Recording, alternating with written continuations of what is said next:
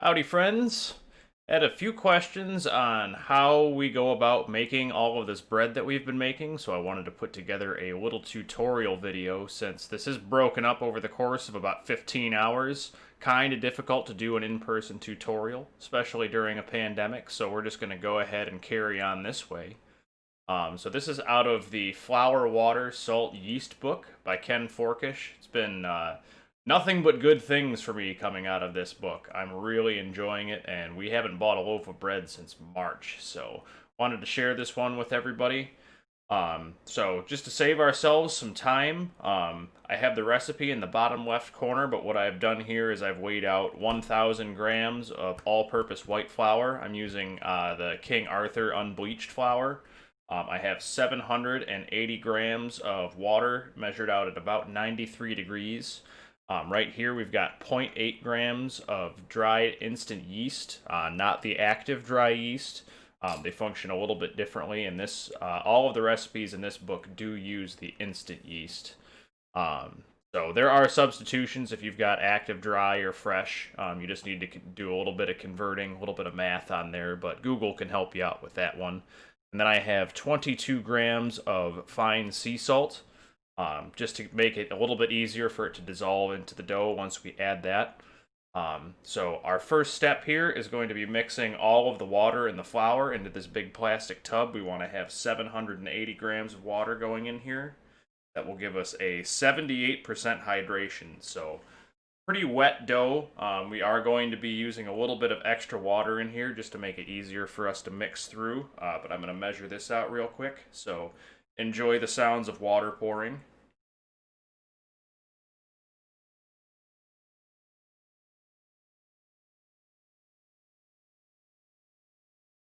Yes, Kitty, I'm not paying attention to you. That's correct. George came to say hi.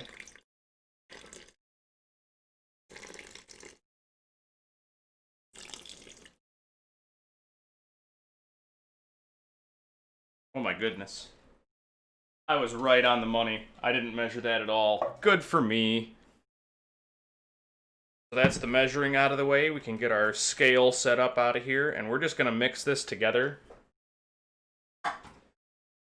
So the first step of this is just mixing all of the flour and the water together, and I'm just going to use my hands to do this.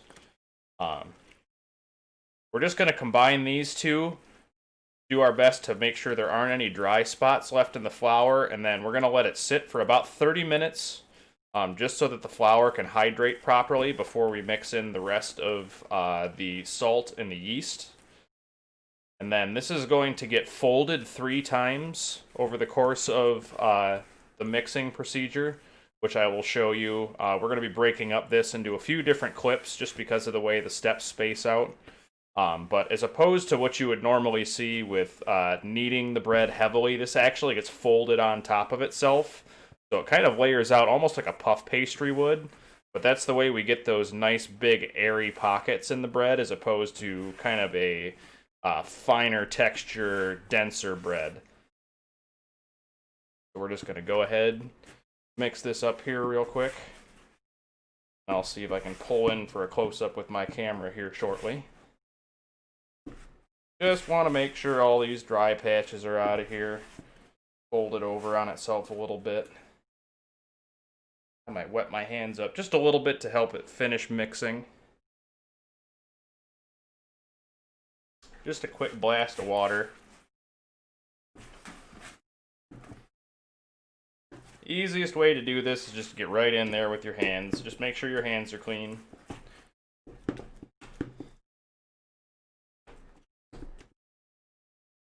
Now we've got a pretty well combined flour water mixture here. Try to scrape any of the other fun bits off of my fingers. We want all of that going into our loaves.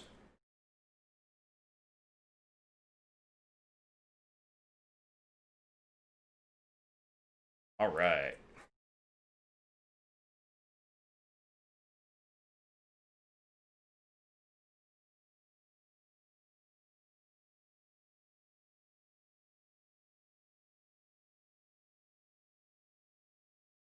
Rinse our hands off here real quick.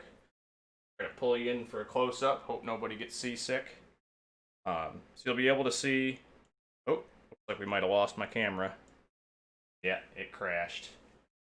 So, if you'll notice in the still image here, we've just got a cohesive blob of dough. So, fortunately, we're breaking this video up into a couple of sections so I can fix my camera. But we are going to set a timer for 30 minutes now, and we're just going to let this sit and hydrate. I'm going to cover it up with this lid, since I do still have one camera working. Tilt this in a little bit. So we're just going to let this hang out here for about 30 minutes, then we'll mix in our salt and our yeast, and we'll go through that step-by-step process next. And then I will cover a little bit of the equipment we're going to be using tomorrow to proof and to bake our bread. And I'll be doing a couple little clips as well showing you the folding process. So stay tuned, everybody. We've got more action to come in about 29 minutes. Don't go anywhere. All right, we're back. The magic of television and the internet has skipped us forward in time 30 minutes. So we are going to get on to our next step here. So we've let the dough rest. It's nice and hydrated. You can feel it's at a little bit over room temperature just because of the hot water. If we stuck a thermometer in there, it'd be right around 75 to 78 degrees, which is just fine. Good home for the yeast. So what we're going to do here is we're going to take our yeast, sprinkle it over the top of the dough, as well as our sea salt. One great part about these tubs is it keeps everything in one place.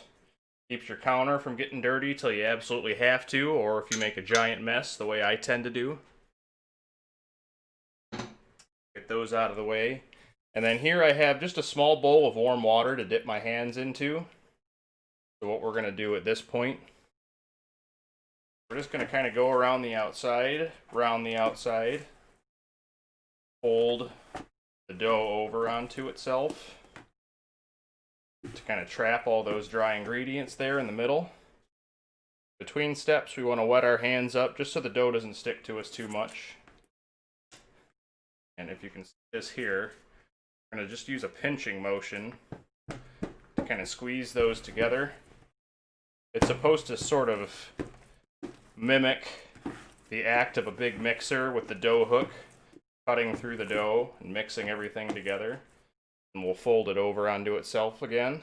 And it's getting pretty sticky, so just keep re-wetting our hands, shake most of the liquid off. And we're going to do this a few times. Feeding, cutting and folding, cutting and folding.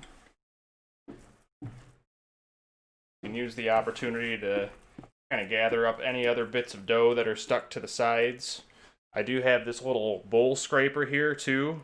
If you do any kind of baking work, breads, any kind of pastries, this is absolutely worth the $5 it costs to get it. They're super handy to have. We'll be checking up with that here in just a moment. The added bonus to wetting your hands down, besides not having the dough stick to you as much, is it does kind of help the yeast and the salt dissolve into the dough. Kind of feel the little bits, that granularity of the salt. And once you can start to feel that dissolving, you know you're just about there on the mixing. We're going to do this just a couple more times.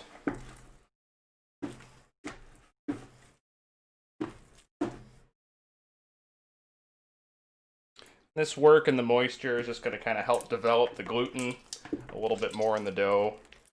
Make sure we've got everything nice and even. But the dough's already starting to smooth out pretty well.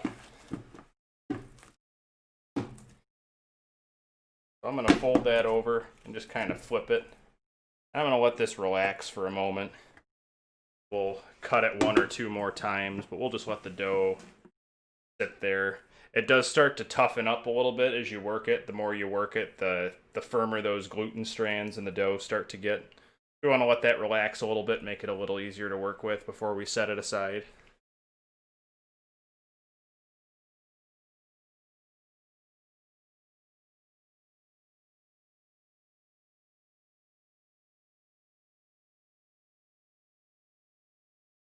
So while we have a moment, go over some of the other things that I'm going to be using. So this is my bench knife, another really cheap kitchen utensil, super useful. You can use it to scrape up any flour that's stuck on the counter. So when you're rolling out your dough, if anything sticks to it, this is great for getting that off. We're also going to use this to cut the dough in half tomorrow. So very useful thing, another very, very cheap implement, less than $10. Highly recommend having it in your kitchen cabinets for any kind of baking work. These are proofing baskets, super nice. I got ones with little cloth liners. So you can either use these to kind of line the basket and you can set your dough here to proof. It'll kind of keep it a little bit smoother, so you can do some kind of artistic things with a scoring knife on the side of the dough that you're going to be baking up. But I like to use the inside. It's how you see the little swirl marks on the nice artisan loaves of bread. We're just going to coat this really well in some more all-purpose flour when we stick the loaves in for proofing in the morning. So these are also not super expensive. I think I got the set for 15, 16 bucks. So if you plan on doing a lot of bread, definitely recommend these. It helps make a nice shapely loaf as opposed to kind of your free-form blob style loaf, if you will. And then here, this was another thing that I picked up from the book I was telling you about. This is a 5-quart cast iron Dutch oven. Something I probably wanted to buy anyway because they're super useful and they'll last forever if you take care of them. But the cool thing about this, few cool things actually, is you set this in the oven. Not quite as hot as the oven's going to go. We're going to be baking at about 475, but we let this sit in the oven, lid and all, for about 30 to 45 minutes while the oven preheats before we actually put the dough in there to get it nice and saturated with heat. So it'll help keep the heat very, very consistent for the baking. But also, the act of having this little domed lid here with the little bump is the steam is actually going to generate from the loaf itself. So this will kind of keep all of that moisture in there. It'll help the dough spring up quite a bit more because it's going to trap that steam. It's going to bring it up to temp a lot faster, and it's going to help give it that really nice crispy crust on it. So the first half of the baking cycle goes with the lid on, and then we remove that and let it go for another 25 to 30 minutes to get it nice and dark brown. So we're going to be baking this a little bit longer than you might expect, but we'll show you more of that tomorrow. So just wanted to give you a quick rundown on some of the other equipment we're going to be using. I think this dough is probably ready for a couple more cuts and folds. See, it started to relax a little bit, almost spread the length of the container. We'll just re-wet our hands again. Fold it over. Gather up any dough from the sides. Oh yeah. It's nice and consistent.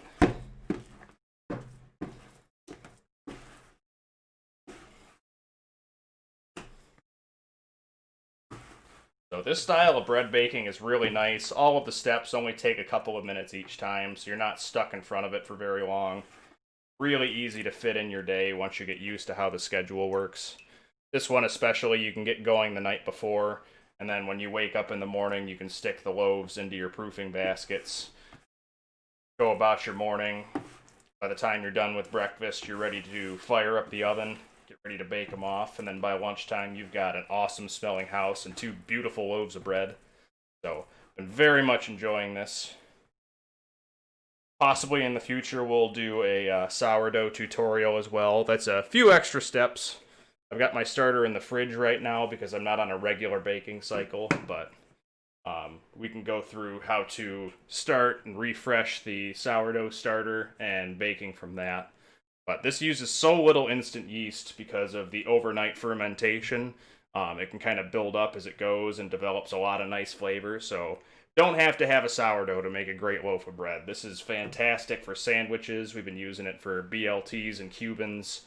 I made some French toast with it this morning. It's just super light and airy, great crispy crust, awesome all-purpose bread. So we are definitely spoiled to be eating like we do these days. I'm going to rinse my hands off here.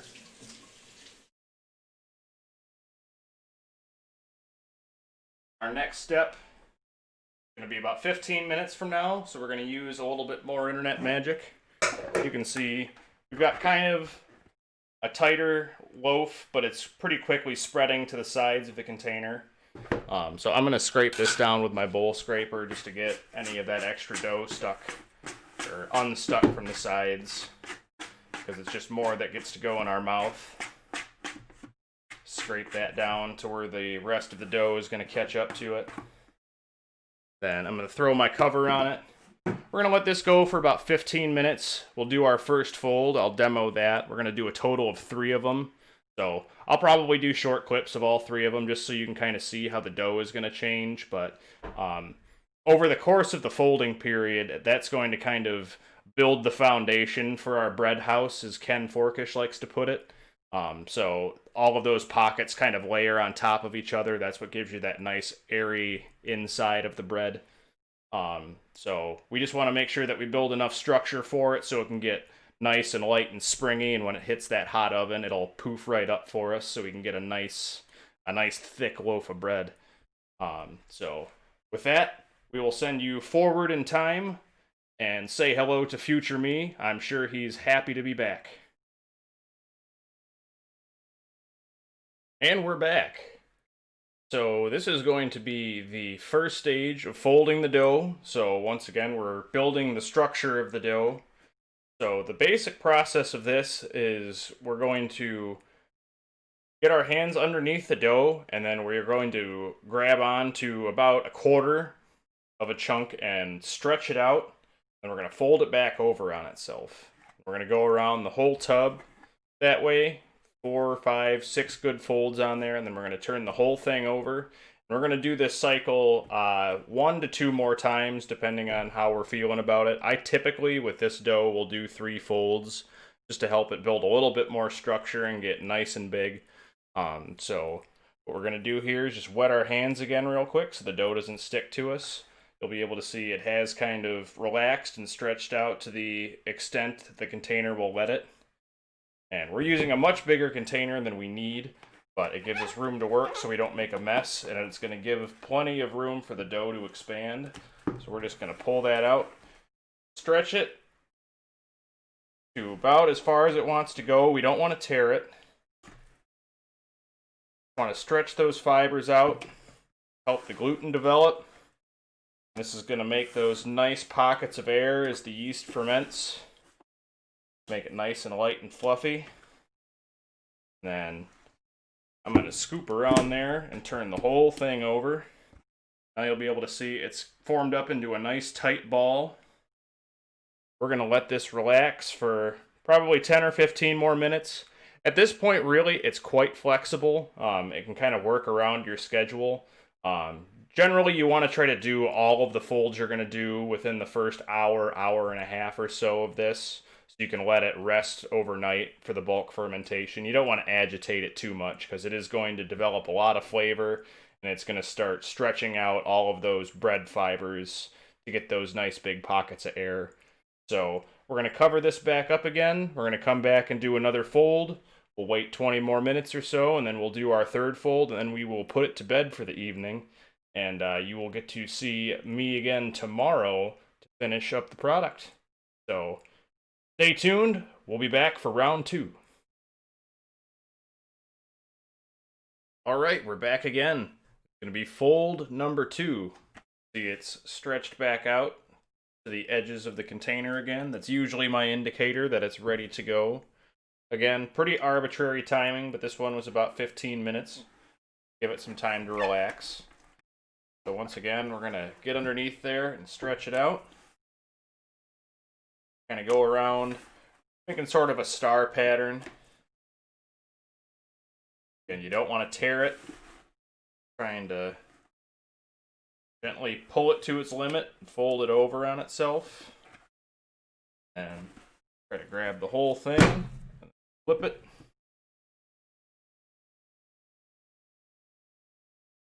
So, tucked in on itself again. The dough's getting smoother every time we do this. Trying to tell it's building that structure. You'll be able to feel how the dough is stretching differently each time you do this. You'll start to get the hang of it. One of the benefits to doing all of this with your hands as opposed to letting the mixer do the work for you like a traditional loaf of bread would be. You really get that feedback from the dough, so you'll start to get a good reading for it the more you do it. It gets easier and easier. But we're going to let it go for another 15 or 20 minutes. We'll come back for fold number 4. Number 3.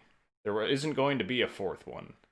I should have scripted this, but I didn't, so y'all get to benefit from that. So we'll catch you in a little while. Alrighty, we are on to the final fold. So, just like before, it's stretching a little bit less and less each time, just because that dough is getting stronger and stronger. We're going to give this one more turn around the bucket. Put our hands up again. Not stretching quite as far, so I can tell, having done it a few times, definitely got the structure we need to make awesome bread tomorrow. That's nice and smooth. Turn that over on itself. About what we want to see. Nice and smooth. Our bowl is fairly clean. We get a little bit of that and stick it back onto the dough. We're just going to cover this up kind of loosely. Let it go from there. So after the 3 folds, we can stop touching this. We can go to bed tonight knowing the bread is in good hands. We just let the yeast do what it's supposed to. We've given it a beautiful home. So just so you can kind of see what a timeline would look like. We started this a little bit before 7 p.m. When we mixed the flour and the water together. It's called the autolyze phase. So we let that sit for about a half an hour so the flour could hydrate fully with all of that water. Make sure that it's at the right temperature for adding the salt and the yeast to it so the yeast can get going as soon as possible. Definitely want to make sure that that's in its happy spot so it can do all the work it needs to. We did our first fold about a half hour later once everything was mixed. We gave the dough a little bit of time to relax before that so we could stretch it well, start building that gluten structure some more. And then every about 15-20 minutes or so, we broke up the other 2 folds that we did for a total of 3 folds. So anytime in the first hour, hour and a half, just because of the long bulk fermentation time. We're going to let this go overnight to build a lot of good flavor. In the morning, this is going to be about 3 times its original size. So take a look at it now. See, well, it's kind of difficult to see there, but maybe around the 2-quart mark with all of the stuff in there. So this will be spread up almost to that 5-liter mark, I want to say. But we'll take a gander at it in the morning. I'll try to make sure I hold it up to the camera before we turn it out. So in the morning, all we really have to do is we're going to take it out of the container. We're going to put it onto a floured countertop, and we're going to split it into the 2 loaves that we'll bake. We'll fold it over on itself again and throw it into our proofing baskets for about an hour. We'll get our oven going with our cast iron Dutch oven in there. So that's going to be our baking vessel. It's great because it'll help keep everything nice and even. We'll get that steam effect that I was talking about. You don't have to worry about as much variance from your oven because we don't have access to the nice commercial bakery ovens that you might see in the artisan bread shops or a wood-fired oven. You're really super blessed. So if you do have a pizza oven, definitely recommend trying that out because it's a lot of fun. Cooking bread over fire. But each loaf will take anywhere between 45 minutes to an hour to bake off. So we are going to put one of them in the refrigerator so it doesn't overproof, but we'll go through the proofing steps tomorrow in the morning. So with that, that's all we really have to do. Glad we're recording this just because it's very difficult to do a tutorial for this.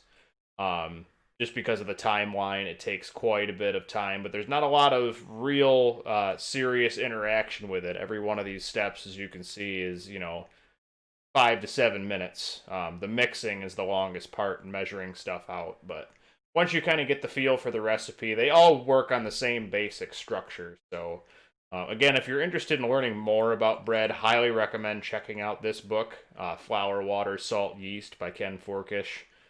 Really, really great lesson to artisan bread making. There's a lot of good resources out there for bread, but this is the one that I've been doing the most of. So definitely give it a gander, and I'll obviously be able to answer any questions if you drop a line in the Discord or in the comments here. I'll do my best to answer anything, or at least point you in the right direction of somebody smarter than me. So until tomorrow, enjoy the rest of your evening. All right, friends, we're here in the morning. It's about 8 a.m. We're getting ready to turn out our dough and put it into our proofing baskets. We're up to about the 4-quart line, so we are well increased in volume. Dough is going to be very, very wobbly. I'm going to coat this with a little bit of flour. We're going to put a decent amount of our all-purpose flour on the countertop as well.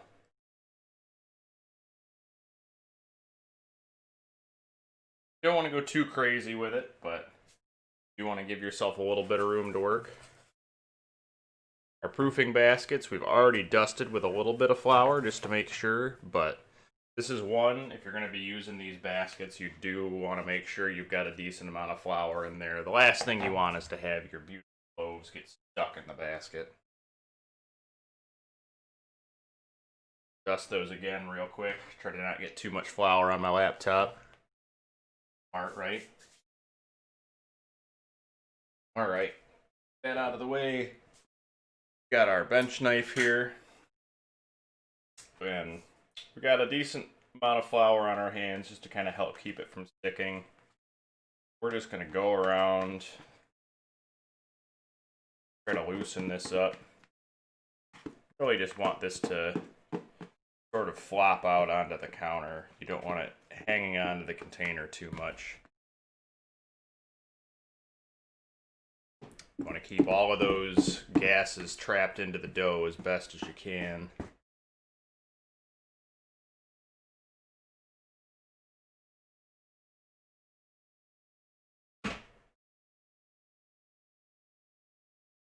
For flour, try to stretch this out to some kind of an even shape. What you want to do, take a little bit more of your flour, go right down the middle with it.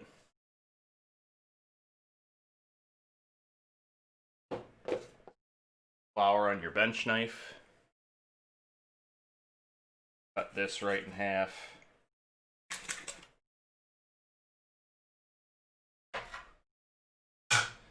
Try to get them as even as you can. It doesn't have to be perfect. What we're going to do here, just kind of like we were folding it again, roll it up on itself.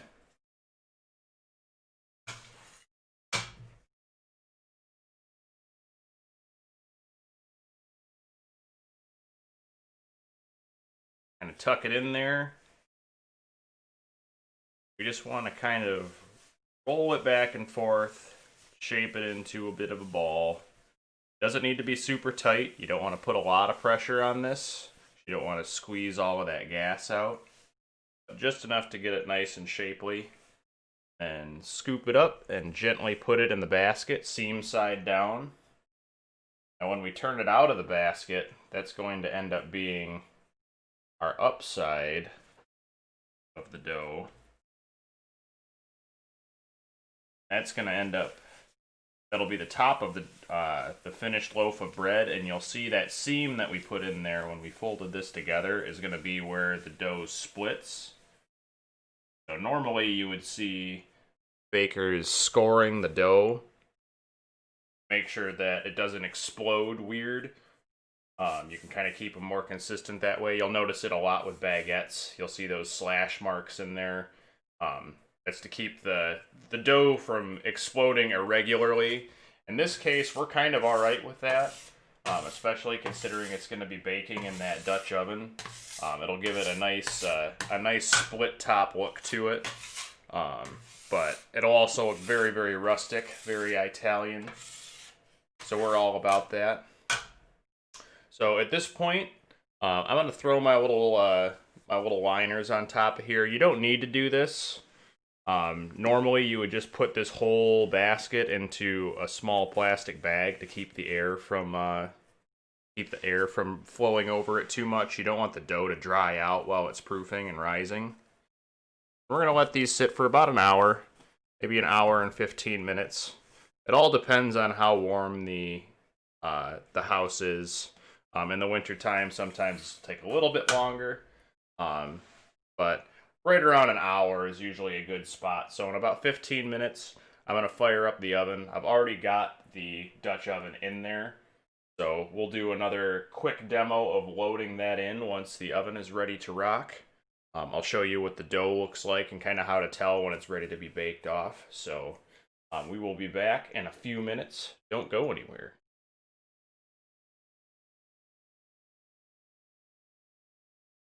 Okie dokie, let's take a look at our first loaf here and we can get to baking. Already got our second loaf in the fridge. We don't want it to overproof while we're waiting for this one to bake. Kind of skip that step if you have two Dutch ovens, but I didn't want to go that crazy. So, aren't cheap. One is plenty. Just let the other one cool down. Test this one out. I want to give it a quick poke. You're looking for, if you just flour up your finger a little bit, that you're leaving a little indentation in there. It's not springing back right away. If it doesn't spring back at all, you let it go a little bit too long, and this one's looking like it's pretty good. We dust our counter. Stick. Go around and I help it loosen up. Where it's important to have a really well floured proofing basket. Kind of gently plop it onto the counter.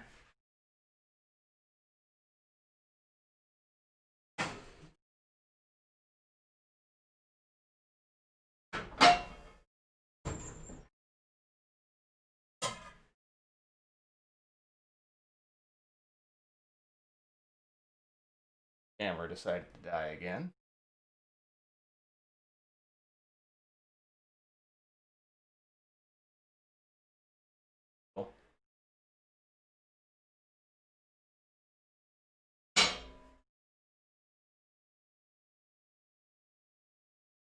Real careful because this is super duper hot.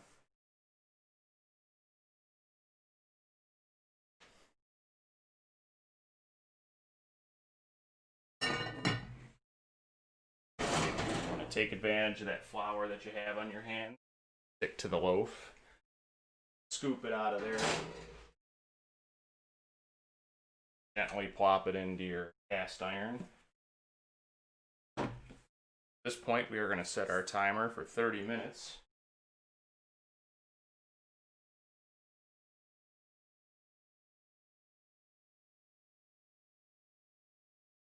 Once that 30-minute timer goes off, we'll pull the lid off. It will have had plenty of time to steam. We'll be able to get that nice crust that we were talking about. The loaf will have sprung right up because of all of the air trapped inside the dough. Steam will help kind of bring it up a little bit faster too, so we'll get that nice height out of the bread. And it's going to bake for a total of probably 55 minutes, if I were to take a guess. Then we will, once that comes out, we'll pull the other one out of the fridge while the Dutch oven reheats. Takes about 5 minutes. You just want to make sure it's nice and hot. It is going to lose a bit of heat from the baking process. And then you'll be all set there. So the loaves usually take a couple hours to cool. You'd want to try to avoid cutting into them for at least 20-30 minutes. It's very difficult because the house is going to smell amazing. and fresh baked bread is just so delicious. But we will do a final cutting once the loaves are fully cooled, because I tend to split them in half. They do make a pretty sizable loaf, so if you don't have a lot of people, it can take a little while to go through the bread, and you want to try to keep it fresh as possible. So I'll usually split each loaf in half, and then we'll wrap and freeze storage for a later date. But that will be the end of it, so we will see you in just a few more minutes back for the final viewing and the cutting of the bread.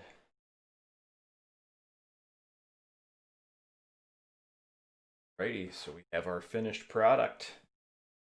This is the one that came out first. It went in first. You'll see it's a little bit smaller. It didn't rise quite as much. This one had a little bit more proofing time, and when I pulled it out of the refrigerator before it went into the cast iron while that was reheating, I did another little poke test on it, and this one seemed to be just at the perfect spot. So this one probably could have waited a little bit longer before getting baked off, but it's still going to work out well. This one's still cooling down a little bit, so we want to give that plenty of time, but we'll cut into this one.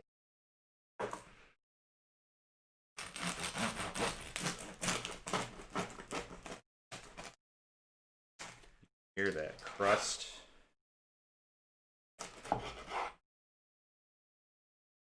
One turned out really, really nice. All the nice pockets of air. Still got a good density to it. Nice texture. This other one is going to be a little bit airier because we had the extra time. This makes an awesome sandwich bread. I still feel like it's a little bit warm to the touch, but it's probably fine. Great to eat at this point. This one we're going to leave for a little while longer. Want to give moisture in the bread a chance to kind of even first. It'll work its way out towards. Breads are great for probably about a week before they'll start staling, essentially molding on you. They are a fresh bread. There's no. They do have a little bit more of a limited shelf life. Your sourdoughs will last a little bit longer because of the acidity, which is kind of cool. So if we get into that, we can explain a little bit more. If you can pull off this recipe, you can pull off any of the other ones in that book. Flour, water, salt, yeast by Ken Forkish. Can't recommend it enough. About bread, it's good. I've tried quite a few of the recipes that are in there. That I'm gonna leave you. Go ahead, try out your first overnight white bread. It's a recipe. It's a great thing to have around the house for any kind of sandwich. Thank y'all. Take